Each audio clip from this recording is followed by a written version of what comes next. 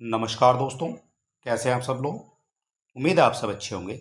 आज हम आपके सामने लेकर आए हैं जो आपका टीजीटी, पीजीटी, एलटी ग्रेड सभी के लिए जो इम्पोर्टेंट क्लास हो जाती है हमारी हिंदी की। और हिंदी में जो हमारे टॉपिक हैं उसमें आपको हिंदी साहित्य का इतिहास हम आज कराने वाले हैं। और इसी तरह से बाकी भी सब्जेक्ट जितने भी हमारे टॉपिक हैं वो सब हम आपको धीरे धीरे कराएंगे। तो दूसरे नंबर पर हमारा आएगा आदिकाल, फिर आएगा भक्तिकाल, फिर आएगा रीतिकाल। और इसी तरह से जितने भी हमारे हिंदी के टॉपिक बनते हैं सभी को हम आपको कराने वाले हैं। इसके बाद हमारा हिंदी भाषा भी आएगी जो आपकी परीक्षा के लिए इम्पोर्टेंट है। और इसमें आपकी हिंदी वर्णमाला भी पूछी जाती है, वाक्य रचना, विराम, वर्तनी शुद्धि, सभी तरह के जो है यहाँ पर आपको दिखाए गए हैं। तो इन सभी को हम आपको कराने वाले हैं और देर बिल्कुल नहीं करेंगे, शुरू करेंगे आज का हमारा इम्पोर्टेंट वीडियो। और वीडियो शुरू करने से पहले अगर आप चैनल पर नए हैं तो आप हमारे चैनल को सब्सक्राइब भी कर सकते हैं।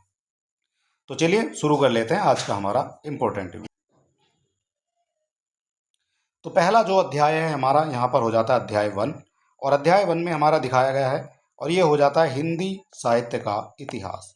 तो हिंदी साहित्य के इतिहास से क्या क्या इम्पोर्टेंट हो जाता है आपकी परीक्षा के लिए वो हम देख लेते हैं। तो यहाँ पर सबसे पहले हिंदी साहित्य के इतिहास की जो पृष्ठभूमि है वो क्या हो जाएगी। तो सबसे पहले हम बात करेंगे हिंदी साहित्य के पृष्ठभूमि के बारे में। तो यहाँ पर दिखाया गया है शाब्दिक दृष्टि से इतिहास का अर्थ होता है ऐसा ही था, ऐसा ही हुआ होगा। इसमें दो बातें स्पष्ट हो जाती हैं। एक तो यह है कि इतिहास का संबंध अतीत से है, ठीक है। और दूसरा यह है कि उसके अंतर्गत केवल वास्तविक या यथार्थ घटनाओं का समावेश किया जाता है, ठीक है। ये होता है हमारा इतिहास। इसमें इतिहास के अंतर्गत अगर बात करेंगे तो इसमें आपको सभी लिखित मौखिक वृत्तों को सम्मिलित किया जाता है। उसमें इतिहास में आपकी लिखित भी चीज़ें होती हैं और मौखिक चीज़ें भी होती हैं, ठीक है। लिखित होती हैं जो हमारे पास बुक हैं और स्मृतियाँ हैं, किसी तरह की लेख हैं, वो सब जो है लिखित हो जाते हैं। और मौखिक में हम केवल ऐसे ही बता सकते हैं। इनका संबंध अतीत और यथार्थ परिस्थितियों व घटनाओं से होता है। उसका संबंध केवल प्रसिद्ध घटनाओं से नहीं अपितु घटनाओं से है जो प्रसिद्ध ना होते हुए भी यथार्थ में घटित होती है, ठीक है। ये हो जाता है हमारा इतिहास का अर्थ। तो धीरे धीरे चलेंगे और यहाँ पर हम पूरी डिटेल कवर करेंगे। तो वस्तुतः आज इतिहास शब्द को इतने व्यापक अर्थ में प्रयुक्त किया जाता है कि इसके अंतर्गत अतीत की प्रत्येक स्थिति, परिस्थिति, घटना, प्रक्रिया और जो प्रवृत्ति है उसकी व्याख्या का समावेश उसमें हो जाता है। तो ये हम किसकी बात कर रहे हैं, ये बात कर रहे हैं हम इतिहास के बारे में। और यहाँ पर अतीत के किसी भी तथ्य, तत्व या फिर प्रकृति के वर्णन, विवरण, विवेचन और विश्लेषण को उसको काल विशेष या काल क्रम की दृष्टि से किया गया हो उसको जो है इतिहास कहा जाता है, ठीक है। तो ये हमने यहाँ पर देखा है अभी इतिहास के बारे में। अब यहाँ पर हम जानेंगे, ये हमारा टॉपिक हो जाएगा पहला, साहित्य इतिहास एवं साहित्य की परिभाषा। इंपॉर्टेंट है आपकी सभी परीक्षाओं के लिए, ठीक है। तो सबसे पहले हम यहाँ पर देखेंगे, जबकि प्रत्येक देश का साहित्य वहाँ की जनता की चित्त वृत्ति का संचित प्रतिबिंब होता है, ठीक। ये होता है जब प्रत्येक देश की साहित्य वहाँ की जनता की चित्त वृत्ति का संचित प्रतिबिंब होता है। और यह निश्चित होता है कि जनता की चित्तवृत्ति के परिवर्तन के साथ साथ साहित्य के स्वरूप में परिवर्तन होता चला जाता है, ठीक है। तो ये हम किसकी बात कर रहे हैं, तो ये बात कर रहे हैं हम साहित्यिक इतिहास की। और आदि से अंत तक इन्हीं चित्त वृत्तियों को, परंपराओं को परखते हुए साहित्य परंपरा के साथ उनका सामंजस्य दिखाना ही साहित्य का इतिहास कहलाता है, ठीक है। तो इम्पोर्टेंट आपका यहाँ पर ये क्वेश्चन बनता है,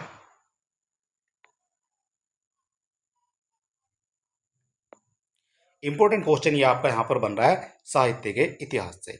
इसके बाद जनता की चित्तवृत्ति बहुत कुछ राजनीतिक होती है, सामाजिक होती है, सांप्रदायिक और धार्मिक परिस्थिति के अनुसार होती है। तो राजनीतिक भी हो जाएगी जो जनता की चित्तवृत्ति है, सामाजिक भी हो जाएगी, सांप्रदायिक भी हो जाएगी और धार्मिक परिस्थिति के अनुसार भी हो जाएगी। तो ये जो कथन है ये सब कहा गया है आपका आचार्य रामचंद्र शुक्ल के द्वारा।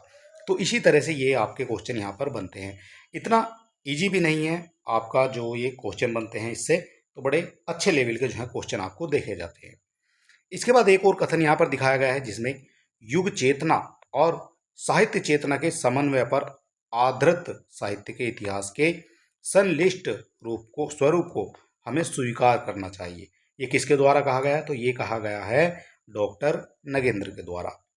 एक और कथन यहाँ पर बनता है आपका, ये बनता है आपका किससे? डॉक्टर रामस्वरूप चतुर्वेदी से। तो ये क्या कहते हैं? तो साहित्य के इतिहासकार का काम है कि कवि के कार्यों को साहित्यिक इतिहास की विकास प्रक्रिया में न्यायोचित दिखा सकना, यानी विकास प्रक्रिया में न्यायोचित जो है दिखा सके उसको।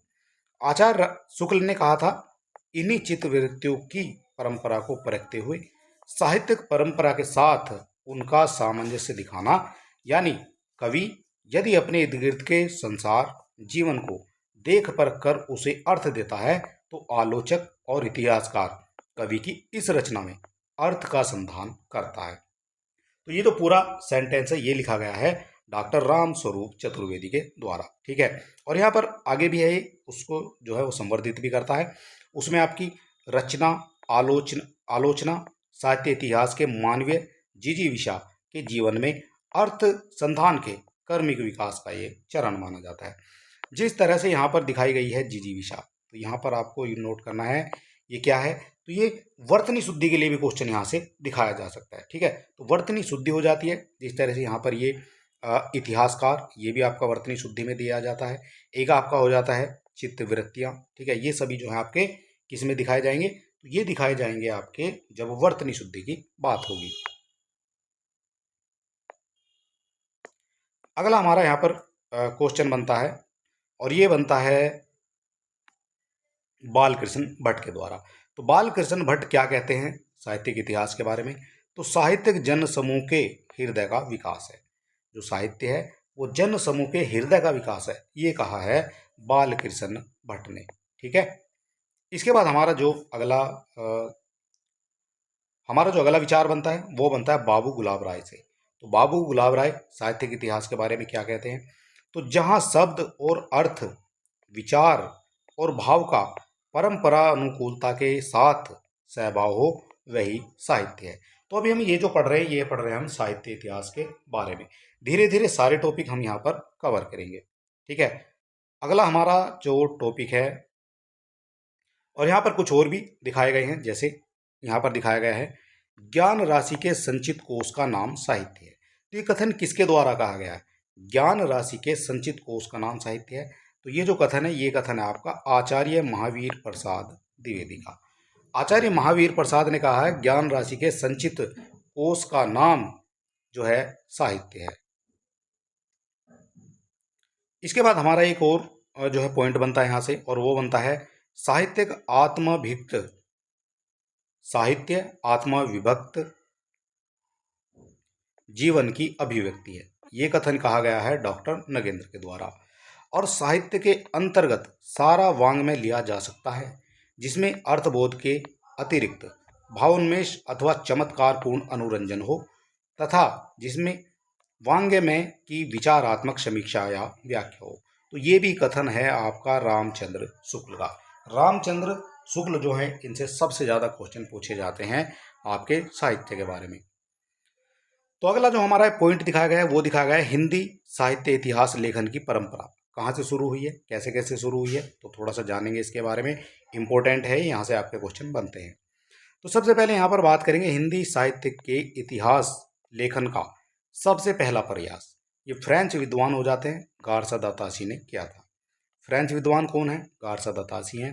और जो गारसा दातासी हैं, इन्होंने अपने इतिहास की रचना फ्रेंच भाषा में की थी। क्वेश्चन आपका बनता है यहाँ से, जो आपके गारसा दातासी है उन्होंने इतिहास की रचना किस भाषा में की थी? अपना जो इतिहास की रचना है वो किस भाषा में की थी? तो वो यहाँ पर हो जाता है आपका फ्रेंच भाषा में, ठीक है। ये क्वेश्चन आपका यहाँ पर बन जाता है।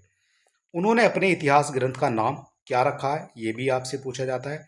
इस्तवार दा लितिरू एंदू ए हिंदुस्तानी, ठीक है। तो ये भी आपसे आपकी परीक्षा में पूछा गया क्वेश्चन है। यहाँ इतिहास ग्रंथ दो भागों में विभक्त है। ये जो इतिहास का ग्रंथ है ये दो भागों में विभक्त है।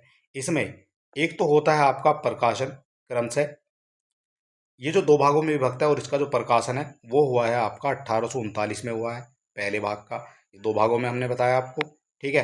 तो एक भाग का जो प्रकाशन है वो हुआ है आपका 1839 में, और एक भाग का प्रकाशन हुआ है 1847 में। ठीक, तो ये इसके प्रकाशन वर्ष हैं, आपको याद रखने हैं। 1800 हो जाता है आपका 39 पहला भाग, और एक हो जाता है 1847 ये दूसरा भाग। ठीक, इंपॉर्टेंट है, आपको यहाँ से याद रखना है। अगला हमारा यहाँ पर एक पॉइंट बनता है, इस्तवार द लित्यूर हिंदुई हिंदुस्तानी का द्वितीय संस्करण 3 भागों में विभक्त हुआ। पहला संस्करण 2 भागों में विभक्त हुआ, एक 1839 में, 1847 में, और जो द्वितीय संस्करण है वो 3 भागों में विभक्त हुआ। उसका जो प्रकाशन है वो हुआ था 1871 में। कब हुआ उसका प्रकाशन? याद रखना आपको, 1871 में। ठीक है, उसका प्रकाशन हुआ है। ठीक, सारे जो पॉइंट है वो हमारे यहाँ पर चल रहे हैं इंपॉर्टेंट। यह ग्रंथ ग्रेट ब्रिटेन और आयरलैंड की प्राच्य साहित्य अनुवादक समिति की ओर से पेरिस में मुद्रित किया गया था। कहाँ मुद्रित किया गया था? क्वेश्चन आपका बन गया यहाँ से। ठीक है, आपको ये भी देखते चलना कहाँ कहाँ से क्वेश्चन बनता है। तो ये जो आयरलैंड की प्राच्य साहित्य अनुवादक समिति की ओर से पेरिस में मुद्रित किया गया था। ठीक है, नाम आपको याद रखना, पेरिस में मुद्रित किया गया है। इसके बाद हमारा जो अगला पॉइंट बनता है, गारसादा ताशी ने अपने इतिहास ग्रंथ में हिंदी और उर्दू के कवियों का विवरण अंग्रेजी के क्रम अनुसार दिया था। गारसादा ताशी ने दिया था इतिहास ग्रंथ में हिंदी और उर्दू के कवियों का विवरण, यानी कुछ हिंदी के कवि थे, कुछ उर्दू के कवि थे। क्वेश्चन आपका बनता है यहाँ से, जैसे यहाँ पर बन गया है। ठीक है, तो इनका जो अंग्रेजी के वर्ण क्रम के अनुसार जो है उनका विवरण दिया है गारसादा ताशी ने अपने इतिहास में। ठीक है, अपने इतिहास ग्रंथ में। इंपॉर्टेंट यहाँ पर हम मार्क कर रहे हैं। तो यहाँ पर दिखाया गया कितने जो हैं कवि हो जाते हैं, कितने कवि हैं। तो इस ग्रंथ में कुल 738 कवि हैं। टोटल कितने हैं? 738। हिंदी के कितने हैं? 72। यही क्वेश्चन आपका बन गया यहाँ से। ठीक है, तो सबसे पहले आपसे पूछा जाएगा टोटल कितने हैं। ठीक है, तो टोटल आपके हो जाते हैं 738। अगर आपसे पूछा जाएगा हिंदी के, केवल हिंदी के कितने हैं, तो केवल हिंदी के अगर यहाँ पर बात करेंगे तो ये हो जाते हैं 72। ठीक है, तो 72 आपके हिंदी के हैं और बाकी सभी आपके काय के हैं, बाकी सभी आपके उर्दू के। ठीक, 738 कुल हैं, 72 आपके हिंदी के हैं और बाकी आपके उर्दू के हैं। तो ये दोनों चीज़ें जो हैं आपको याद रखनी है। क्वेश्चन आपका यहीं से बनेगा। अगला क्वेश्चन बनेगा हमारा यहाँ पर, अगला क्वेश्चन बनेगा, ताशी के ग्रंथ का हिंदी अनुवाद करके डॉक्टर लक्ष्मी सागर वार्ष्णेय ने हिंदुई साहित्य का इतिहास शीर्षक से 1952 में प्रकाशित करवाया था। तो जो ताशी का जो ग्रंथ था, साहित्य ग्रंथ, ऐतिहासिक ग्रंथ, उसका हिंदी में अनुवाद किसने करवाया था? तो हिंदी में जो अनुवाद है वो कराया है यहाँ पर डॉक्टर लक्ष्मी वार्ष्णेय, लक्ष्मी सागर वार्ष्णेय के द्वारा हिंदी में जो उसका अनुवाद कराया गया था। ठीक है, उसका शीर्षक क्या था? शीर्षक था उसका हिंदुई साहित्य का इतिहास। ठीक, कब प्रकाशित किया गया है? सारे क्वेश्चन यहाँ पर देखने हैं। 1952 में प्रकाशित हुआ है। ठीक है, यहाँ अलग से भी लिख देता हूँ, 1952 में ये प्रकाशित हुआ है। ठीक, क्लियर हो गई इतनी चीज। चलिए आगे चलते हैं। तो ताशी का इतिहास ग्रंथ इस्तवार दा ला लित्यूर एंदुई हिंदुस्तानी में एंदुई के लिए हिंदवी और हिंदुस्तानी के लिए हिंदुस्तानी अर्थ प्रयुक्त हुआ है। यानी कि जो आपका शब्द है एंदुई, ठीक है, इसमें एंदुई लिखा हुआ है, ये एंदुई, तो एंदुई का मतलब क्या है? तो एंदुई का मतलब है आपका हिंदी या फिर हिंदवी, और जो हिंदुस्तानी है उसका मतलब है आपका हिंदुस्तान। ठीक है, हिंदुस्तानी। ठीक है, तो ये आपका यहाँ पर जो है आपको देखना है। क्वेश्चन अगर आपका बनता है तो आप यहाँ पर करके ले जाओगे। इसके बाद भाषा काव्य संग्रह श्री महेश दत्त शुक्ल द्वारा रचित हिंदी साहित्य इतिहास लेखन परंपरा में हिंदी भाषा में लिखा गया है प्रथम ग्रंथ है। काव्य जो भाषा काव्य संग्रह है श्री महेश दत्त शुक्ल द्वारा रचित है और साहित्य इतिहास लेखन परंपरा में हिंदी भाषा में लिखा गया ये प्रथम ग्रंथ है। ठीक है, प्रथम है, याद रखना है। भाषा काव्य संग्रह का प्रकाशन 1873 ईस्वी में नवल किशोर प्रेस लखनऊ से हुआ था। कहाँ से हुआ है याद आपको रखना है, तो ये हुआ है 1873 में। 1873 में कहाँ से हुआ है? नवल किशोर प्रेस है आपकी, कहाँ पर है? लखनऊ में है। तो वहाँ से हुआ ये इसका प्रकाशन। कौन सा प्रकाशन? भाषा काव्य संग्रह का प्रकाशन। अगला हमारा जो पॉइंट बनता है, तो वो बनता है यहाँ पर शिव सिंह सेंगर द्वारा शिव सरोज नाम से हिंदी भाषा में दूसरा महत्वपूर्ण इतिहास ग्रंथ रचा गया है। तो शिव सिंह सेंगर के द्वारा रचा गया है, शिव सिंह सरोज नाम से, हिंदी भाषा में दूसरा महत्वपूर्ण इतिहास ग्रंथ। शिव सिंह सरोज का जो प्रकाशन है वो 1883 ईस्वी में हुआ है, और शिव सिंह सरोज में 1000 यानी कि लगभग 838 भाषा कवियों का जीवन चरित्र तथा उसकी कविता, जीवन चरित्र तथा उसकी भाषा कवियों का जीवन चरित्र और उनकी कविताओं के उदाहरण भी दिए गए हैं। ठीक है, तो ये चीज़ आपको रखनी, यहाँ पर आपसे पूछा जाएगा कितने कवि हो जाते हैं, लगभग 1000 यानी कि 838 कवि हैं वहाँ पर। कब ये प्रकाशन हुआ है शिव सिंह सरोज का, तो ये हुआ है आपका 1883 ईस्वी में। ठीक है, शिव सिंह सरोज में हुआ है, 1000 भाषा कवियों का जीवन चरित्र और उनकी कविताओं का उदाहरण जो है उसमें दिए गए हैं। सन 1888 में बात करेंगे, एशियाटिक सोसाइटी ऑफ बंगाल की पत्रिका के विशेषांक के रूप में गिरियसन द्वारा रचित modern vernacular literature of Hindustan का प्रकाशन भी हुआ है। ठीक, किसका हुआ है, ये हुआ है आपका 1888 में। एशियाटिक सोसाइटी ऑफ बंगाल की पत्रिका के विशेषांक के रूप में गिरियसन के द्वारा रचित the modern vernacular literature of Hindustan का प्रकाशन हुआ है। यहां से भी आपका क्वेश्चन बनता है।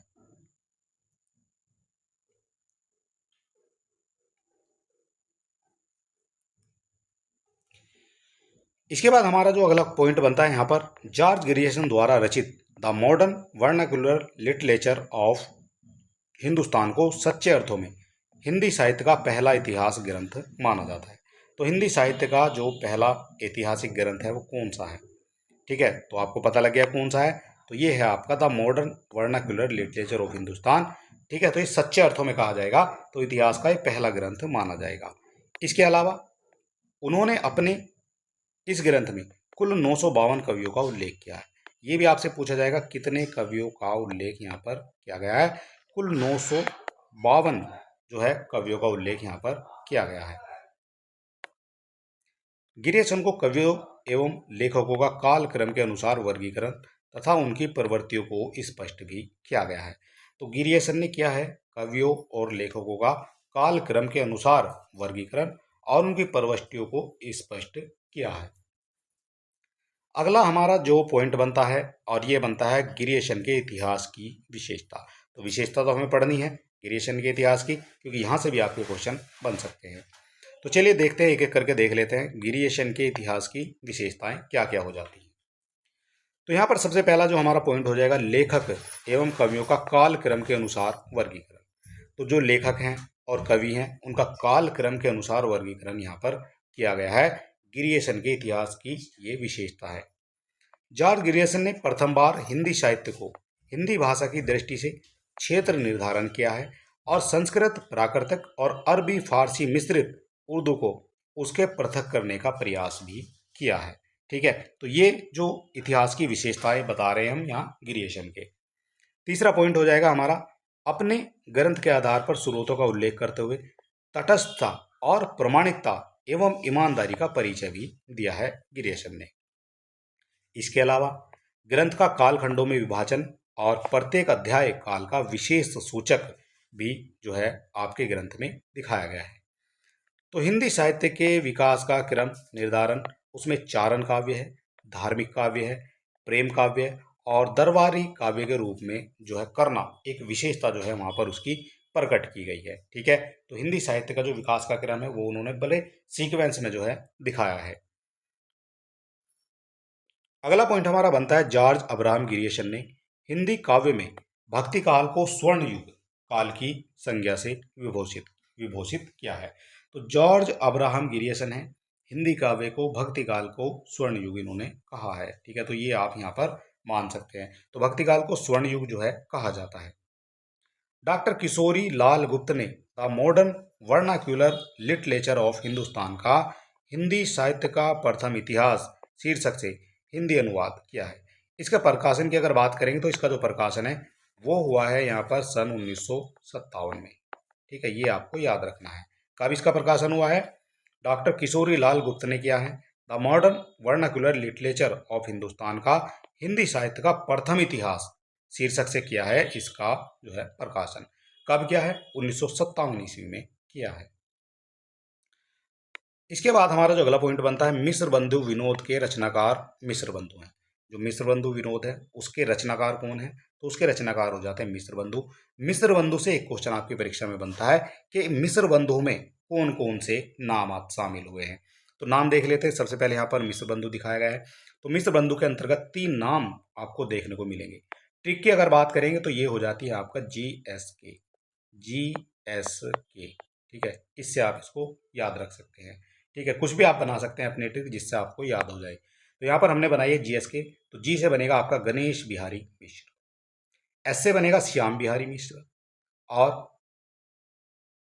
के से बन जाएगा आपका सुखदेव बिहारी मिश्र। ठीक है, तो यहाँ पर जो है GSK के नाम से आप इसको याद रख सकते हैं। ठीक है, तो GSK सुखदेव बिहारी मिश्र हो जाएंगे सबसे बाद में। ठीक है, तो ठीक आप कुछ भी बना सकते हैं, आपके केवल याद होना हमारा मकसद है। अगला हमारा है, इसके बाद हमारा जो अगला पॉइंट बनता है वो बनता है, इस ग्रंथ की रचना का आधार काशी नागरी प्रचारणी सभा की खोज रिपोर्ट थी। इस ग्रंथ की जो रचना का आधार था वो था काशी नागरी प्रचारणी सभा की खोज रिपोर्ट। और इसके साहित्य इतिहास ग्रंथ में सम्मिलित कवियों की संख्या लगभग 5000 रही है। तो इसमें कवि आपसे पूछे जाएंगे कितने कवि हो जाते हैं, इसमें लगभग संख्या कितनी रही है, तो लगभग संख्या जो रही है वो रही है 5000 की। ठीक है, जो साहित्य इतिहास ग्रंथ में सम्मिलित कवि हुए हैं। ठीक, इसके अलावा और आपकी परीक्षा के लिए क्या इंपॉर्टेंट है, तो मिस्र बंधु विनोद, इसको 2 भागों में जो है हमने अभी बताया था आपको, 2 भागों में इसको विभक्त किया है। तो सबसे पहले यहाँ पर बात करेंगे भाग 1। ये भाग 1, भाग 2 और भाग 3 ये कब आए हैं, तो ये आए हैं आपके 1913 ईस्वी में। भाग 4 आया आपका 1934 ईस्वी में। ठीक है, तो यहाँ पर बिल्कुल क्लियर यहाँ पर दिखाया हुआ है, भाग 4 1934 में है, और भाग 1, 2, 3, 1 से 3 ये 1913 ईस्वी में आपके हो जाएंगे। ठीक, यहाँ तक आपकी ये सब चीज़ें क्लियर हो गई हैं। इसके बाद जो हमारा अगला पॉइंट बनता है तो वो बनता है यहाँ पर, मिस्र बंधु विनोद को 4591 कवियों का जीवन वृत्त भी है। जो मिस्र बंधु विनोद है उसमें लगभग 4591 कवियों का जीवन वृत्त कहा जाता है। हिंदी साहित्य के इतिहास लेखन की परंपरा में आचार्य रामचंद्र शुक्ल द्वारा रचित हिंदी साहित्य का इतिहास ये आया था आपका 1929 में। तो इसको जो है सर्वोच्च स्थान मिला है। ठीक है, ये मिला है, आचार्य रामचंद्र शुक्ल द्वारा रचित है, और ये कई बार आपकी परीक्षाओं में पूछा जाएगा। ठीक है, यहाँ से आपको याद रखना है, हिंदी साहित्य का इतिहास कब आया है, 1929 ईस्वी में। ठीक, ईयर भी आपको याद रखना है और नाम भी याद रखना है, दोनों से आपके क्वेश्चन बनते हैं। आचार्य शुक्ल का इतिहास मूलतः नागरी प्रचारणी सभा द्वारा प्रकाशित हिंदी शब्द सागर की भूमिका के रूप में हिंदी साहित्य का विकास के नाम से सन 1929 में प्रकाशित किया गया है। तो ये हम आपको बता चुके हैं पहले ही, जो नागरी प्रचारणी सभा थी उसके द्वारा प्रकाशित हुआ है। हिंदी शब्द सागर की भूमिका के रूप में जो है इसको प्रकाशित किया गया है। ठीक, और हिंदी साहित्य का जो विकास है, हिंदी साहित्य के विकास के नाम से इसको जो है प्रकाशित किया है 1929 में। ठीक, क्लियर हो गई यहाँ तक। इसके बाद आचार्य शुक्ल के इतिहास में 1000 कवियों और लेखकों को शामिल किया गया है। अगर बात करेंगे जो आचार्य हमारे रामचंद्र शुक्ल हैं उनके इतिहास में 1000, उनके इतिहास में जो है 1000 कवियों को जो है शामिल किया गया है। इसके अलावा शिव सिंह सेंगर, जॉर्ज ग्रियर्सन और मिस्र बंधु के इतिहास को कवि वृत्त संग्रह संज्ञा से आचार्य रामचंद्र शुक्ल ने अभिहित किया है। ठीक है, तो ये भी आपको यहाँ पर याद रखना है। शिव सिंह सेंगर हो जाते हैं, जॉर्ज ग्रियर्सन हो जाते हैं, मिस्र बंधु के इतिहास को कवि वृत्त संग्रह संज्ञा जो है इनको दी गई है। क्या संज्ञा दी गई है, नाम आपको याद रखना है। तो ये दी गई है कवि वृत्त संग्रह। ठीक है, तो इस नाम से जो है आचार्य रामचंद्र शुक्ल ने जो है इनको अभिहित किया है। चलिए और देख लेते हैं थोड़ा सा हमारा क्या क्या इंपॉर्टेंट है इस टॉपिक से। तो इस टॉपिक में आपको अब देखने को मिलेगा, शुक्ल ने भक्ति काल को 4 भागों में बांटकर उसे शुद्ध धार्मिक और दार्शनिक आधार पर प्रतिष्ठित किया है। तो भक्ति काल को 4 भागों में बांटा गया है। भक्ति काल 4 भागों में कौन कौन से देख लेते हैं। तो सबसे पहला जो हो जाता है हमारा भक्ति काल, इसको 2 भागों में डिवाइड किया गया है। एक आपका हो जाता है निर्गुण धारा, एक आ जाती है सगुण धारा। अब यहाँ पर समझने वाली बात है कि जो निर्गुण धारा, निर्गुण यानी जिसमें कोई गुण नहीं है, यानी कि ये जो है आपके हो जाते हैं जो ईश्वर को नहीं मानते थे। और ईश्वर को नहीं मानते तो इसमें आपके दो पार्ट में इसको डिवाइड किया गया है। एक तो हो जाती है आपकी ज्ञानाश्रय शाखा और एक हो जाती है आपकी प्रेमाश्रय शाखा। ठीक है, दो यहाँ पर हो जाते हैं निर्गुण धारा में और दो ही आपके माने जाएंगे जो सगुण धारा है। तो सगुण वो है जो राम और कृष्ण की जो भक्ति करते थे, ठीक है, यानी कि उसको रूप को मानते थे। तो उनमें आपके राम भक्ति शाखा अलग हो जाती है और एक आपकी हो जाती है कृष्ण भक्ति शाखा। तो सभी को थोड़ा डिटेल वाइज हम समझेंगे, ठीक है। तो आगे आने वाले उसमें देखेंगे कौन कौन से क्वेश्चन यहाँ से बन सकते हैं। फिलहाल यहाँ पर बात की गई है भक्ति काल को 4 भागों में हमने डिवाइड किया है। पहले भक्ति काल को 2 भाग में डिवाइड किया, निर्गुण धारा और सगुण भक्ति धारा। दूसरा, उन दोनों को फिर 2-2 पार्ट में डिवाइड किया हमने, ज्ञानाश्रय शाखा और एक हो जाती है प्रेमाश्रय। एक तरफ सगुण की बात करेंगे तो राम भक्ति और कृष्ण भक्ति में उनको डिवाइड कर दिया गया है। तो चलिए अगला जो हमारा पॉइंट बनता है, आचार्य शुक्ल ने प्रथम बार अपने इतिहास ग्रंथ में साहित्यकारों के जीवन चरित्र संबंधी इतिवृत्त के स्थान पर उनकी रचनाओं की साहित्यिक मूल्यांकन को प्राथमिकता दी है। ठीक है, तो ये हो जाता है यहाँ पर इसका जो है पॉइंट हमारा क्लियर। अब यहाँ पर हम बात करेंगे, जो हम बात करने वाले हैं the sketch of Hindi literature के बारे में। इसकी भाषा की बात करेंगे तो इसकी भाषा हो जाती है यहाँ पर इंग्लिश। ठीक है, कब आया है? यह आया आपका 1917 ईस्वी में। ठीक है, इसकी रचना किसने की है? तो ये हो जाते हैं एडविन ग्रीव्स। ठीक है, और इसके अलावा यहाँ पर बात करेंगे जो हो जाती है आपकी ए हिस्ट्री ऑफ हिंदी लिटरेचर। तो इसकी भी भाषा आपकी अंग्रेजी हो जाती है और 1920 में जो है इसका प्रकाशन माना जाता है। ठीक है, इसके लेखक हो जाते हैं FEK। ठीक है, तो यहाँ पर जो है आपको ये सब चीज़ें समझनी है। और यहाँ पर थोड़ा सा जो है देखेंगे, जो हो जाती है तजकीरा ए शौराई हिंदी। इसके राइटर की बात करेंगे तो मौलवी हो जाते हैं करीमुद्दीन। प्रथम बार कालक्रम को जो है इसमें ध्यान रखा गया था, पहली बार कालक्रम को इसी के अंतर ध्यान रखा है। इसमें अगर आपसे पूछा जाएगा इसमें जो है कवि कितने हैं, तो कुल कवि यहाँ पर हो जाते हैं 1004। 1004 टोटल कवि हैं। हिंदी के कितने हैं इसमें? हिंदी के केवल 62 कवि हैं। इसका ईयर भी आपसे पूछा जाएगा, तो ईयर हो जाता है यहाँ पर 1848। ठीक है, 1848 में जो है ये प्रकाशित हुआ है। ठीक है, इसके अलावा हिंदी के कवि आपसे पूछे जाएंगे, तो हिंदी के केवल यहाँ पर 62 कवियों की जो है बात की गई है और बाकी सभी जो है आपके उर्दू के कवि हो जाते हैं। ठीक है, टोटल कितने थे? तो टोटल थे हमारे पास 1004। उन 1004 में से हमारे 62 हो जाते हैं जो हिंदी के हैं। ठीक है, ये सभी चीज़ें आपके लिए महत्वपूर्ण हैं। इसके बाद हम यहाँ पर बात करेंगे थोड़ा सा आचार्य हजारी प्रसाद द्विवेदी के बारे में। हजारी प्रसाद द्विवेदी से क्वेश्चन बनते हैं, रामचंद्र शुक्ल से क्वेश्चन बनते हैं, हजारी प्रसाद द्विवेदी से क्वेश्चन बनते हैं। तो चलिए क्या क्या बनेंगे यहाँ से। तो आचार्य हजारी प्रसाद द्विवेदी ने जो है हिंदी साहित्य की भूमिका लिखी है 1940 में। इसके अलावा हिंदी साहित्य और उद्भव और उसका विकास, ये कब लिखा है? 1952 ईस्वी में। इसके बाद हिंदी साहित्य का आदिकाल, तो ये लिखा गया है 1952 ईस्वी में। ठीक है, तो ये आचार्य हजारी प्रसाद द्विवेदी जी के द्वारा ये लिखे गए हैं। और इनसे और क्या क्या इंपॉर्टेंट होता है आपकी परीक्षा के लिए, तो यहाँ पर देखते हैं। आचार्य हजारी प्रसाद द्विवेदी ने अपने इतिहास ग्रंथ में परंपरा की निरंतरता का अनुशीलन करते हुए एक व्यापक इतिहास दर्शन की भूमिका तैयार की है।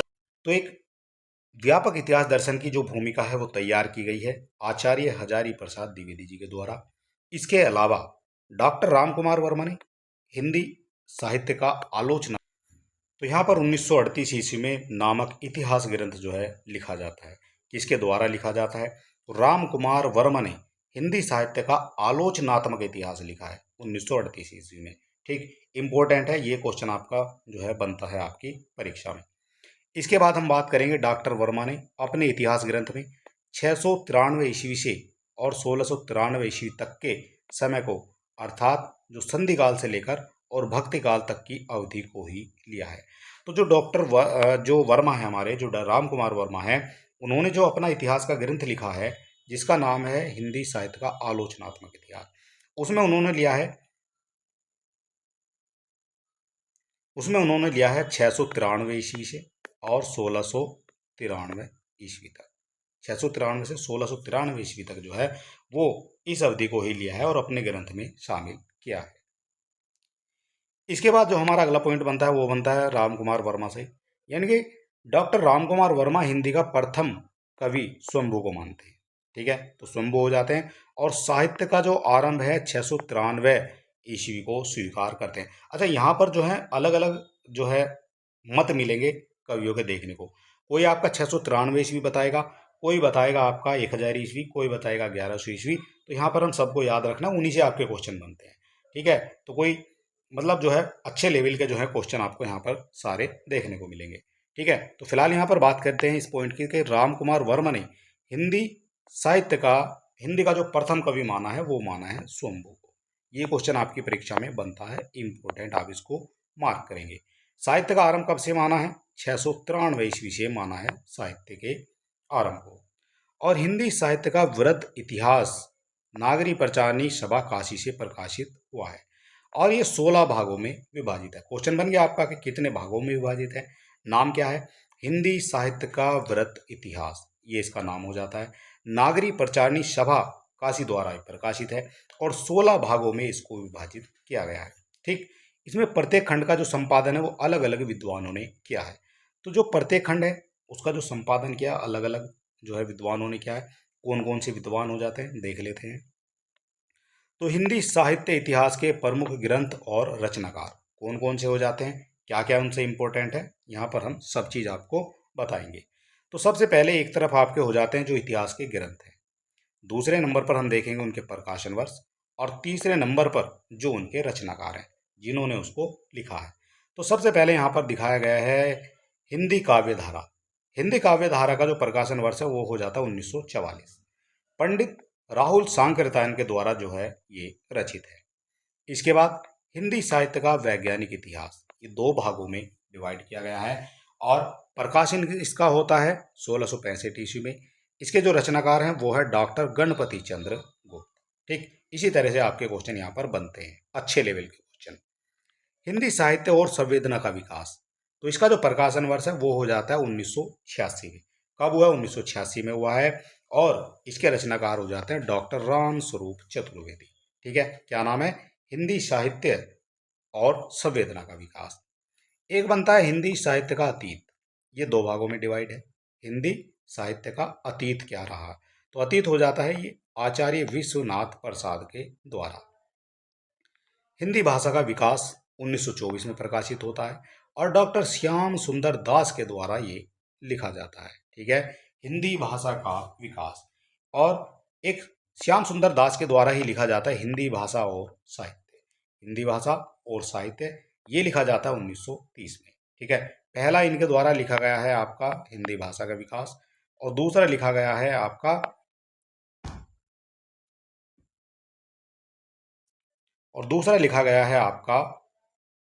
हिंदी भाषा और साहित्य। कब लिखा गया? 1930 में डॉक्टर श्याम सुंदर दास के द्वारा लिखा गया है। हिंदी गोविंद रत्नमाला, ये हमारा हो जाता है नेक्स्ट, और इसको भी 2 भाग हैं। प्रथम भाग की बात करेंगे तो ये हो जाता है 1909 में, श्याम सुंदर दास के द्वारा ही ये लिखा जाता है हिंदी गोविंद रत्नमाला। 2 भाग हैं, प्रथम भाग 1909 में और द्वितीय भाग हो जाता है 1914 में। राइटर आपके एक ही हैं दोनों के, डॉक्टर श्याम सुंदर दास। इसके बाद हमारा जो नेक्स्ट पॉइंट बनता है राजस्थानी भाषा और साहित्य, तो इसका जो प्रकाशन है वो यहाँ पर नहीं दिया गया है, लेकिन इसके रचनाकार हो जाते हैं डॉक्टर मोतीलाल मेनारिया। ठीक है, इसके बाद राजस्थानी पिंगल साहित्य, यहाँ पर भी डॉक्टर मोतीलाल मेनारिया हो जाते हैं। एक चीज़ आपको यहाँ पर कॉमन है कि दोनों जो है राजस्थान से संबंधित है। तो अगर आपको देखने को मिल जाए कि राजस्थान, तो राजस्थान में आपको लगा देना है डॉक्टर मोतीलाल मेनारिया। अगर सुमेलित करने के लिए आपका एक क्वेश्चन आ जाता तो यहाँ से बिल्कुल करेक्ट आप इसको कर ले जाएंगे। हिंदी वीर काव्य, हिंदी वीर काव्य का जो प्रकाशन वर्ष है 1945 है और इसको जो रचनाकार है वो हो जाता है डॉक्टर टीकम सिंह तोमर। ठीक है, कौन हो जाते हैं? डॉक्टर टीकम सिंह तोमर जो हैं इसके रचनाकार हो जाते हैं। इसके अलावा यहाँ पर बात की गई है हिंदी काव्य शास्त्र का इतिहास। हिंदी काव्य शास्त्र का इतिहास और इसके जो रचनाकार हैं वो हो जाते हैं डॉक्टर भगीरथ मिश्र। ठीक है, तो इसको भी आपको देख लेना, जो डॉक्टर भगीरथ मिश्र हैं यहाँ से भी आपके क्वेश्चन बनते हैं। इसके बाद हमारा आता है नेक्स्ट आधुनिक हिंदी का आदिकाल। आधुनिक हिंदी का आदिकाल। और इसका जो प्रकाशन वर्ष है वो हो जाता है 1973। नाम कौन है रचनाकार? श्री नारायण चतुर्वेदी हो जाते हैं इसके रचनाकार। हिंदी साहित्य 20वीं शताब्दी, ये सब क्वेश्चन पूछे गए क्वेश्चन है। इसका प्रकाशन वर्ष है 1945। नंद दुलारे वाजपेयी जो है इसके रचनाकार हो जाते हैं। आधुनिक हिंदी साहित्य 1950 में लिखा गया है और यहाँ पर भी नंद दुलारे वाजपेयी इसके रचनाकार हो जाएंगे। ठीक है, कौन हो जाएंगे? नंद दुलारे वाजपेयी। अगला हमारा पॉइंट बनता है यहाँ पर हिंदी साहित्य का इतिहास। हिंदी साहित्य का जो इतिहास है वो आ जाता है आपका 1931 में। और रमा शंकर शुक्ल, जिनको रसाल भी कहा जाता है, उनके द्वारा इसकी रचना की गई है। ठीक है, तो ये आपको याद रखना है। ठीक, इसी तरह के क्वेश्चन आपकी परीक्षा में हर बार पूछे जाते हैं और पूछे जाते रहेंगे। चलिए नेक्स्ट पॉइंट देख लेते हैं, हिंदी भाषा का उद्भव और विकास। तो ये आता है आपका उदय नारायण तिवारी के द्वारा। ठीक है, इसकी जो रचना है उदय नारायण तिवारी के द्वारा हुई है। कविता कौमुदी ये आ जाती है आपकी 1917 में। और ये आ जाता है राम नरेश त्रिपाठी के द्वारा, कविता कौमुदी। ठीक है, तो यहाँ भी इससे भी क्वेश्चन बनता है, कौमुदी। कौमुदी किसके द्वारा रचित है? तो ये आपकी त्रिपाठी। कौन है? राम नरेश त्रिपाठी। भाषा काव्य संग्रह, तो भाषा काव्य संग्रह ये लिखा गया है 1873 में और महेश दत्त शुक्ल जी के द्वारा ये लिखा गया है। नाम इम्पोर्टेंट है और ईयर भी इम्पोर्टेंट है, क्योंकि ईयर से भी आजकल जो है डीप क्वेश्चन अगर बनते हैं तो वो ईयर से ही पूछे जाते हैं। कविता कौमुदी आपने देखी है, राम नरेश त्रिपाठी की है। भाषा काव्य संग्रह ये है महेश दत्त शुक्ल जी का। और हिंदी साहित्य का विवेचनात्मक इतिहास ये 1930 में लिखा गया है सूर्यकांत त्रिपाठी, सूर्यकांत शास्त्री के द्वारा 1930 में। आधुनिक हिंदी साहित्य का इतिहास, आधुनिक हिंदी साहित्य का इतिहास 1934 में लिखा जाता है कृष्ण शंकर शुक्ल के द्वारा। मॉडर्न हिंदी लिटरेचर 1939 में आता है और ये आता है डॉक्टर इंद्रनाथ मदान के द्वारा। इसके बाद आधुनिक हिंदी साहित्य ये आता है आपका 1941 ईस्वी में लक्ष्मी सागर वार्ष्णेय के द्वारा। लक्ष्मी सागर को हमने भी पिछली बार भी पढ़ा था।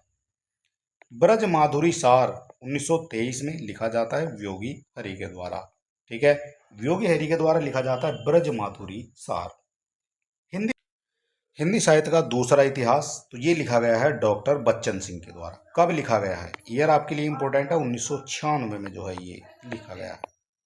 ठीक है, चलिए थोड़े से कुछ और हैं हमारे, इनको भी हम देख लेते हैं यहाँ पर। कि सारी जो चीज़ें हमें यहाँ पर कवर करनी है। ठीक है, हमारा कुछ भी जो है बचना नहीं चाहिए। ठीक है, क्वेश्चन पता नहीं एग्जामिनर कहाँ से आपसे पूछ सकता है। तो हिंदी साहित्य का आधा इतिहास, हिंदी साहित्य का आधा इतिहास तो ये लिखा गया है 2003 में। कब लिखा गया है? 2003 में डॉक्टर सुमन राजे के द्वारा लिखा गया है। हिंदी साहित्य का आधा, पूरा नहीं है, ये आधा इतिहास है। 2003 में लिखा गया है और डॉक्टर सुमन राजे के द्वारा लिखा गया है। हिंदी साहित्य का इतिहास, सारा जो है नाम आपको एक जैसे ही मिलेंगे। ठीक है, एक एक अक्षर का इसमें अंतर है, वो कंफ्यूज यहाँ पर जो है स्टूडेंट हो जाते हैं। तो हिंदी साहित्य का इतिहास 1973 में देखने को मिलेगा। डॉक्टर नगेंद्र जो है इसके प्रधान संपादक कौन है? तो प्रधान संपादक हो जाते हैं इसके डॉक्टर नगेंद्र और संपादक हो जाते हैं हरदयाल। ठीक है, दोनों चीज़ें याद रखनी है। हिंदी साहित्य का इतिहास, प्रधान संपादक डॉक्टर नगेंद्र हैं, डॉक्टर हरदयाल हैं इसके संपादक। हिंदी साहित्य का मौखिक इतिहास ये हो जाता है नीलाभ के द्वारा जो है इसको लिखा गया है। हिंदी साहित्य का ओझल नारी इतिहास, हिंदी साहित्य का ओझल नारी इतिहास तो ये हो जाता है आपका 2023 में लिखा गया, 2013 में लिखा गया है और नीरजा माधव जो है इसके रचनाकार हो जाते हैं। हिंदी भाषा साहित्य का इतिहास ये आचार्य चतुरसेन द्वारा रचित है। रीति काव्य की भूमिका डॉक्टर नगेंद्र के द्वारा लिखी गई है, रीति काव्य की भूमिका। हिंदी साहित्य का नया इतिहास 1996 में जो है लिखा जाता है। अभी जो है कुछ वन लाइनर क्वेश्चन भी देखेंगे हम, अभी आने वाले हमारे पास वन लाइनर क्वेश्चन, उनको भी हम यहाँ पर कवर करेंगे।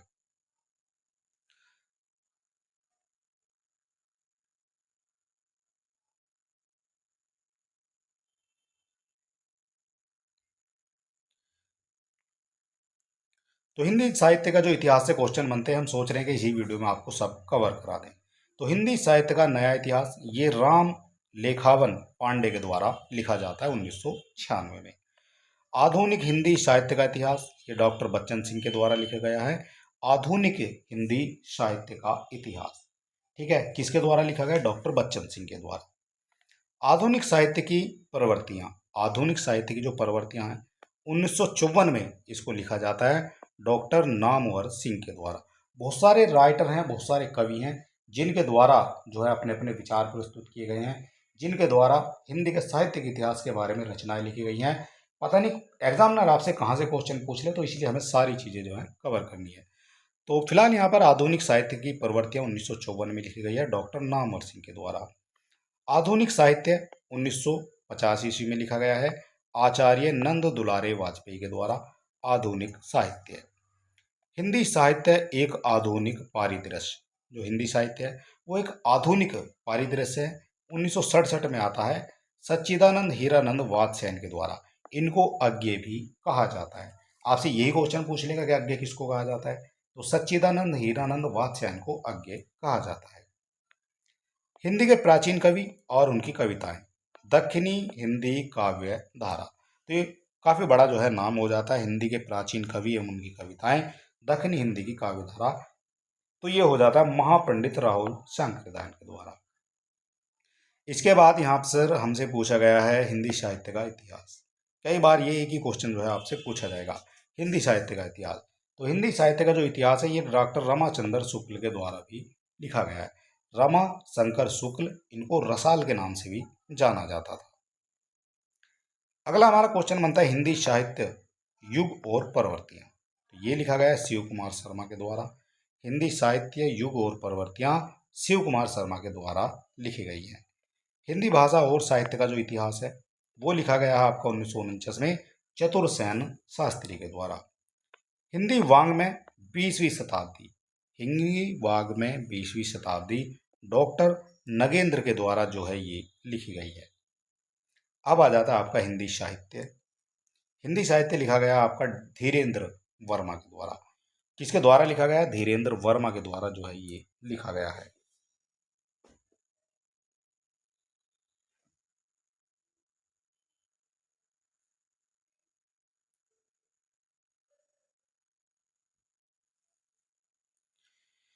इसके बाद हमारा जो अगला क्वेश्चन बनता है हिंदी आलोचना उद्भव और विकास। तो ये लिखा गया है डॉक्टर भगवत स्वरूप मिश्र के द्वारा। हिंदी काव्य की सामाजिक भूमिका, तो सामाजिक हो जाते हैं शंभूनाथ सिंह। ये कौन है? तो ये हो जाते हैं आपके हिंदी, तो ये हो जाते हैं आपके हिंदी काव्य की सामाजिक भूमिका के बारे में। अगला हमारा यहाँ पर पॉइंट बनता है साहित्य का दार्शनिक इतिहास दर्शन। साहित्य का इतिहास दर्शन 1960 में जो है ये लिखा गया है और नलीन विलोचन शर्मा जो है इसके रचनाकार हो जाते हैं। हिंदी साहित्य का सुबोध इतिहास, ये हो जाता है आपको 1938 में हिंदी साहित्य का सुबोध इतिहास, और ये जो लिखा गया है डॉक्टर गुलाब राय के द्वारा लिखा गया है। हिंदी काव्य विमर्श, ये भी आपका हो जाता है डॉक्टर गुलाब राय का। हिंदी साहित्य सुबोध ये गुलाब राय का है और हिंदी काव्य विमर्श ये भी गुलाब राय का है। तो हिंदी साहित्य विमर्श ये आपका हिंदी, अच्छा यहाँ पर कंफ्यूज होने की थोड़ा सा देख लेते हैं, कंफ्यूज हो जाएंगे। हिंदी काव्य विमर्श गुलाब राय का है और हिंदी साहित्य विमर्श ये है आपका पद्मलाल पुन्नालाल बख्शी का। किसका हो जाएगा? पद्मलाल पुन्नालाल बख्शी का। दोनों यहाँ पर जो है ये अलग अलग है। तो हिंदी भाषा और उसके साहित्य का इतिहास, हिंदी भाषा और उसके साहित्य का जो इतिहास है तो ये आ जाता है आपको 1934 में प्रकाशित होता है अयोध्या सिंह उपाध्याय हरिओद के द्वारा। और हिंदी साहित्य की कहानी हो जाती है प्रभाकर माचवे की। कहानी कौन लिखेगा? प्रभाकर लिखेंगे। प्रभाकर माचवे जो है हिंदी साहित्य की कहानी लिखते हैं। इसके बाद यहाँ पर हमारे थोड़े से और हैं, यहाँ पर देख लेते हैं, और नहीं है बस। इसके बाद हमारा काल विभाजन और नामकरण आ जाएगा। ठीक है, सारे जो पॉइंट हैं यहाँ पर इंपॉर्टेंट हम कवर कर रहे हैं और यहाँ पर देख लेते हैं। तो हिंदी साहित्य का इतिहास, राधा वल्लभ संप्रदाय, सिद्धांत और साहित्य, तो ये हो जाता है आपको 1996 में डॉक्टर विजयेंद्र स्नातक के द्वारा जो है ये लिखा गया है। चैतन्य संप्रदाय और उसका साहित्य ये लिखा गया है आपका श्री प्रभुदयाल मित्तल के द्वारा। हिंदी साहित्य का सबाल्टर्न इतिहास, ये लिखा गया राजेंद्र प्रसाद सिंह के द्वारा। हिंदी साहित्य के इतिहास, हिंदी साहित्य इतिहास के सिद्धांत, तो सिद्धांत किसके द्वारा लिखे गए हैं? डॉक्टर शिव कुमार मिश्र के द्वारा। ए स्केच ऑफ हिंदी लिटरेचर, इसकी जो भाषा है वो है अंग्रेजी, ठीक है, अंग्रेजी भाषा में लिखा गया है ये। ए स्केच ऑफ हिंदुस्तानी 1917 में लिखा गया है और पादरी एडसिन गिब्स के द्वारा लिखा गया है। एक और है ए हिस्ट्री ऑफ जो हिंदी लिटरेचर है, ये भी आपका है अंग्रेजी भाषा में, 1920 में ये लिखा गया है और पादरी FEKE के द्वारा जो है इसको लिखा गया है। तो दोनों यहाँ पर याद रखने हैं, दोनों एक जैसे ही मिलते जुलते। ए स्केच ऑफ हिंदी लिटरेचर 1917 में आ जाता है और ए हिस्ट्री ऑफ हिंदी लिटरेचर ये आ जाता है 1920 में। इसके बाद एक और बचता है हमारा साहित्य इतिहास संरचना और उसका स्वरूप। तो स्वरूप कौन दिखाएंगे? तो स्वरूप होता है आपका सुमन राजे का, ठीक है। तो यहाँ पर जो है हमने ये चीजें बिल्कुल कवर कर ली है। अब हम यहाँ से आगे बात करेंगे काल विभाजन और उसका नामकरण, ठीक है। काल विभाजन हिंदी साहित्य का हुआ है और उसका नामकरण हुआ है, तो इसके बारे में भी देख लेते हैं यहाँ पर क्या क्या इंपॉर्टेंट है।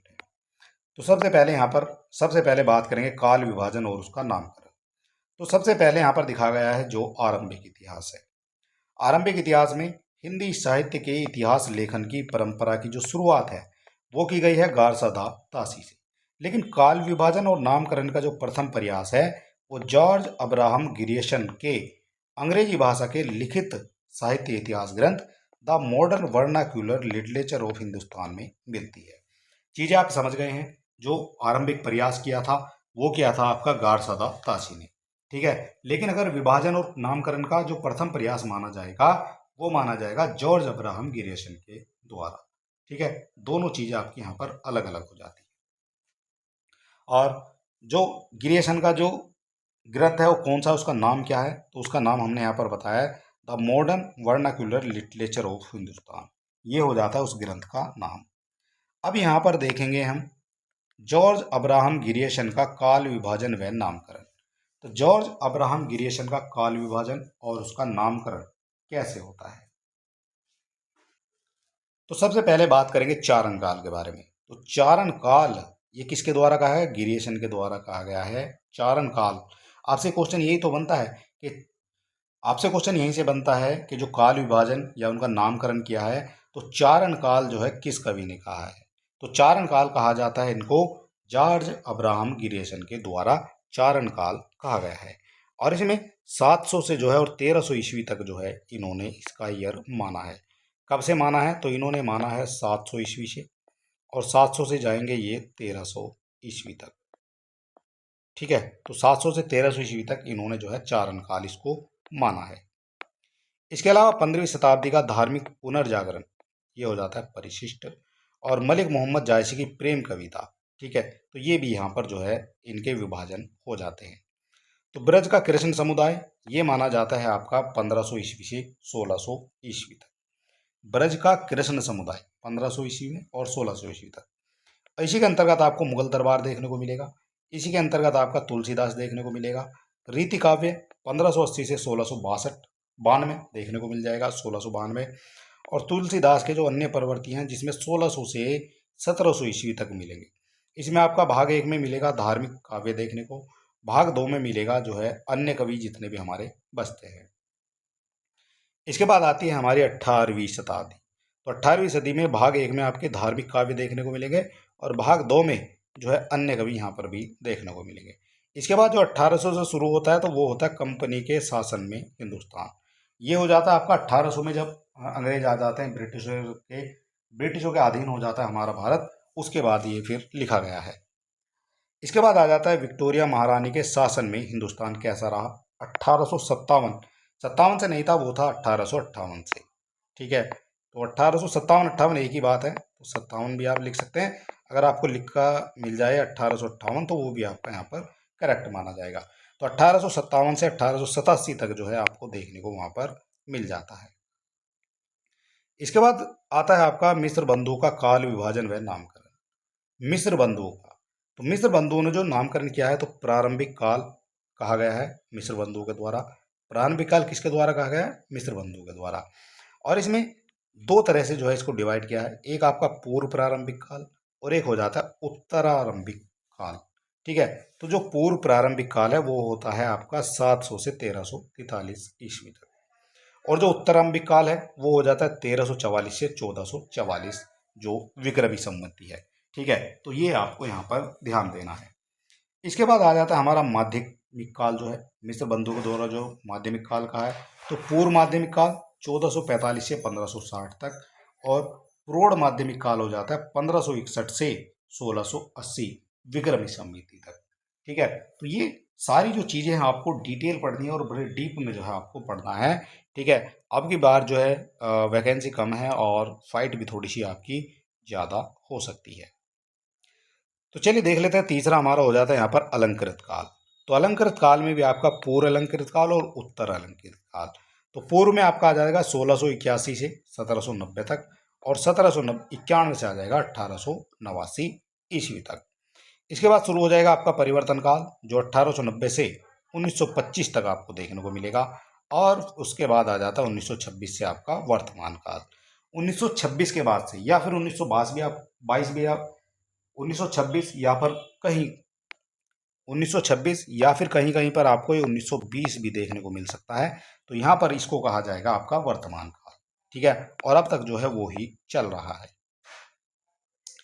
इसके बाद हमारा आ जाता है यहाँ पर आचार्य रामचंद्र शुक्ल का काल विभाजन और उसका नामकरण। तो कैसे कैसे हो जाता है जो आचार्य रामचंद्र शुक्ल हैं, सबसे ज़्यादा जो क्वेश्चन बनते हैं वो आपके रामचंद्र शुक्ल से ही बनते हैं। ठीक है, हर बार क्वेश्चन बनते हैं और एक एक परीक्षा में 4 क्वेश्चन जो है देखे गए हैं रामचंद्र शुक्ल के। तो चलिए इनको थोड़ा सा डिटेल वाइज हम जान लेते हैं।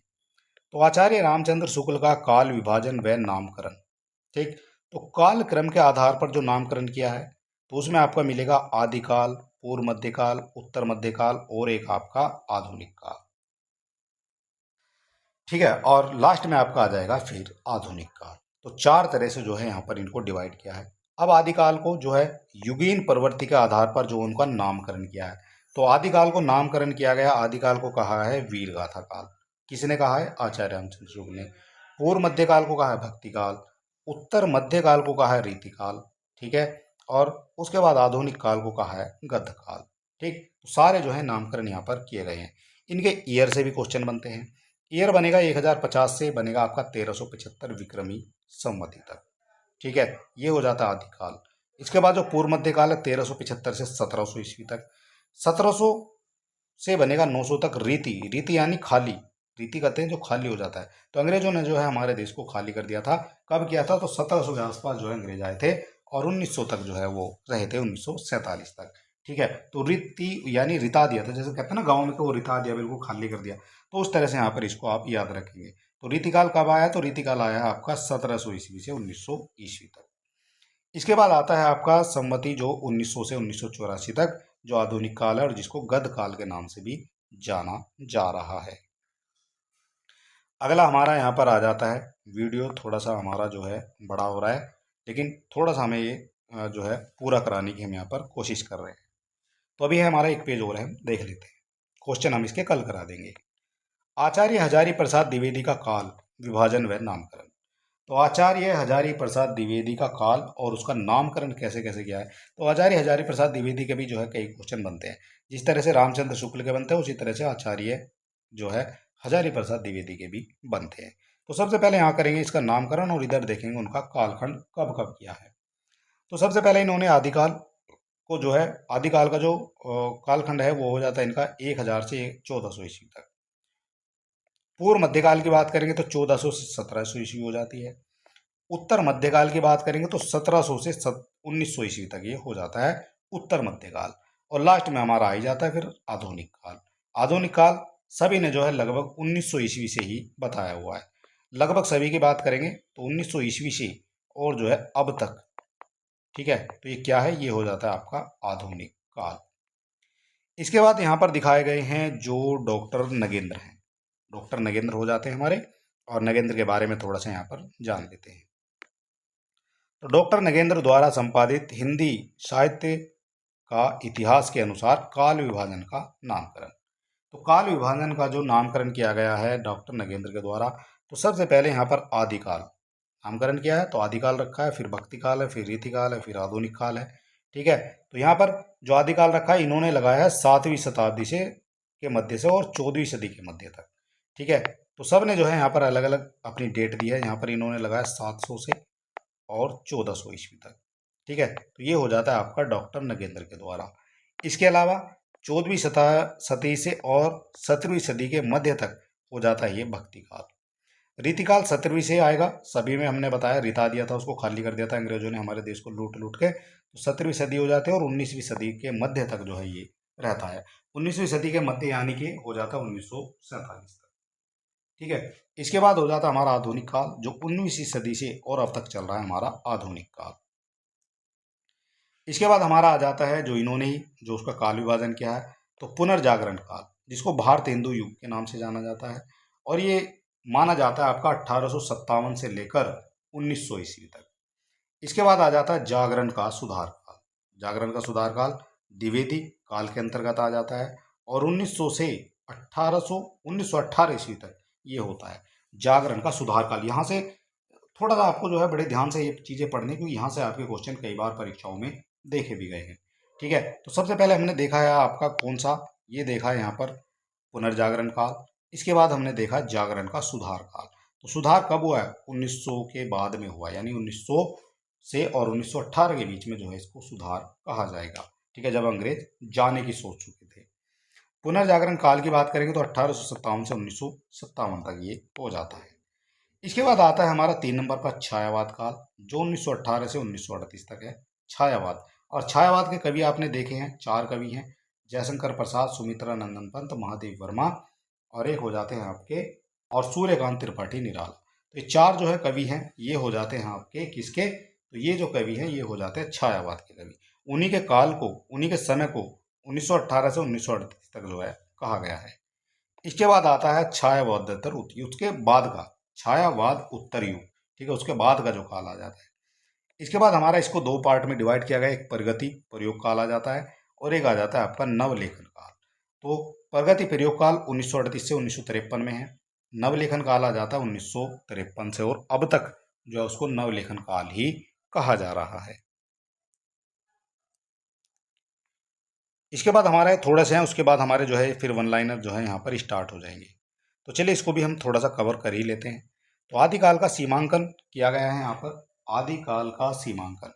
तो आचार्य रामचंद्र शुक्ल ने आदिकाल की प्रारंभिक सीमा 993 ईस्वी से अर्थात राजा मुंज और भोज के समय से लेकर अंतिम सीमा राजा हमीर देव के पीछे तक का माना है। तो आदिकाल का जो सीमांकन है वो किया है रामचंद्र शुक्ल के द्वारा। ये जो सीमा है ये उनकी बताई जा रही है। तो आदिकाल की अंतिम सीमा ये विभिन्न विद्वानों के अनुसार अलग अलग बताई गई है, जिसमें आपके जैसे गिरियशन है, चारण काल इन्होंने कहा था, तो ये हो जाता है 1400 ईस्वी तक, ये अंतिम समय सीमा है।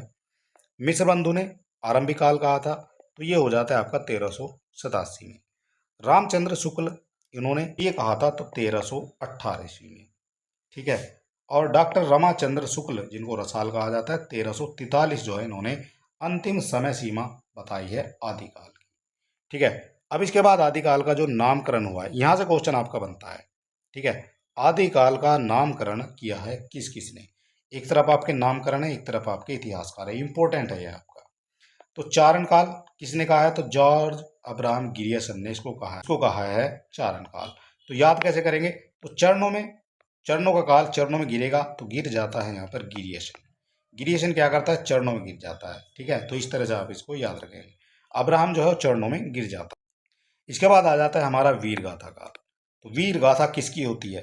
वीरों की होती है। तो वीर कौन है? रामचंद्र। वीर कौन है? रामचंद्र जो है वो वीर है। आरंभ में आरंभिक काल या प्रारंभिक काल, तो मिश्र बंधु, बंधु बंधु यानी भाई। तो भाई क्या होते हैं? वो आरंभ में जो है बिल्कुल इकट्ठे रहते हैं, मिश्र रहते हैं वो। ठीक है, आरंभ में इकट्ठे रहते हैं और बाद में फिर वो अलग अलग हो जाते हैं, तो इसको कहा गया है आरंभिक काल। तो आरंभ में मिश्र क्या हो जाते हैं? बंधु रहते हैं। आदिकाल ये कहा गया आचार्य हजारी प्रसाद द्विवेदी के द्वारा। संधि काल या फिर चारण काल, संधि काल और चारण काल, तो ये कहा गया है डॉक्टर राम कुमार वर्मा के द्वारा। सिद्ध सामंत काल, स से बनता है सिद्ध और स से ही बनता है आपका सांकृत्यान। ठीक है, तो इस तरह से आप इसको याद रखेंगे। बीज वपन काल, बीज बीज कौन उगता है? जो बीज सबसे बड़ा यानी महावीर होता है। ठीक है, इस तरह से आप इसको याद रखेंगे। हर सारे जो बीज आप 10 बीज डालेंगे तो 10 के 10 नहीं होंगे, जो उनमें से सबसे मजबूत बीज होगा, जो सबसे महान होगा, वो ही जो है पैदा होगा।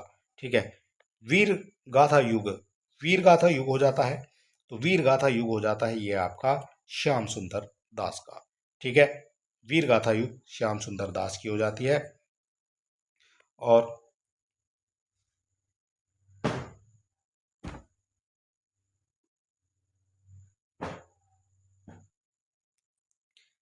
इसके बाद हो जाता है हमारा वीरकाल। वीरकाल हो जाता है आचार्य विश्वनाथ प्रसाद मिश्र के द्वारा।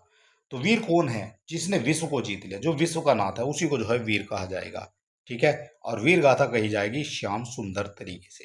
तो सुंदर तरीके से वीरों की गाथा कही जाती है। ठीक है, जितने भी दास हैं वो सुंदर तरीके से वीरों की गाथा करते हैं। तो वीर गाथा युग श्याम सुंदर दास का है। वीरकाल जो विश्व को जीत लेगा उसको जो है वीर कहा जाएगा। अपभ्रंश काल हो जाता है डॉक्टर धीरेन्द्र वर्मा का। अपभ्रंश, भ्रंश जो घाटियां होती हैं उनमें जो नदियां होती है वो धीरे धीरे चलती है, तो भ्रंश कैसी है? तो धीरे धीरे चलने वाली, धीरेन्द्र से आप इसको याद रखेंगे।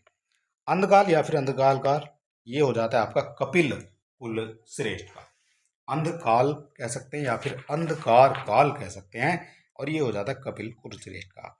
आधार काल, आधार काल हो जाता है मोहन अवस्थी और सुमन राजे का। ये हो जाता है यहाँ पर आधार काल। संक्रमण या फिर परिवर्तन काल, ये हो जाता है राम लेखावन पांडे का। और प्रारंभिक या फिर उन्मेष काल, ये हो जाता है डॉक्टर गणपति चंद्र गुप्त का। जय काल हो जाता है सबसे लास्ट में, और ये जय हो जाती है आपकी रसाल की। रमा शंकर शुक्ल रसाल, इनकी जो है जय जयकार हो जाती है। तो अब यहाँ पर हम देखते हैं, यहाँ पर जो दिखाए गए हैं, और ये दिखाए गए हैं आपके जो वन लाइनर है। ये क्वेश्चन दिखाए भी गए हैं, इधर आप देख सकते हैं यहाँ पर ये कहाँ कहाँ पर आपसे पूछे गए क्वेश्चन है। ठीक है, तो ये सभी इसमें से बने हुए क्वेश्चन हैं। और ये जो क्वेश्चन है ये हम आपको कराएंगे कल, क्योंकि ये काफ़ी सारे क्वेश्चन हैं और इनको आज हम जो है एक वीडियो हमारी काफ़ी बड़ी हो जाएगी, इसलिए इनको हम आपको कल कराएंगे। तो चलिए दोस्तों, वीडियो आपको कैसा लगा ये आप हमें बता सकते हैं कमेंट बॉक्स में। ठीक है, और अगर आप चैनल पर नए हैं और आपने वीडियो पहली बार देखी है तो आप हमारे चैनल को सब्सक्राइब भी कर सकते हैं। रोज़ आपको इसी समय यहाँ पर ये क्लास मिलती रहेगी, और ये पूरी बुक है, हम पूरी बुक यहाँ पर कवर कराएंगे। चलिए दोस्तों, मिलते हैं नेक्स्ट वीडियो में, तब तक के लिए नमस्कार, जय हिंद।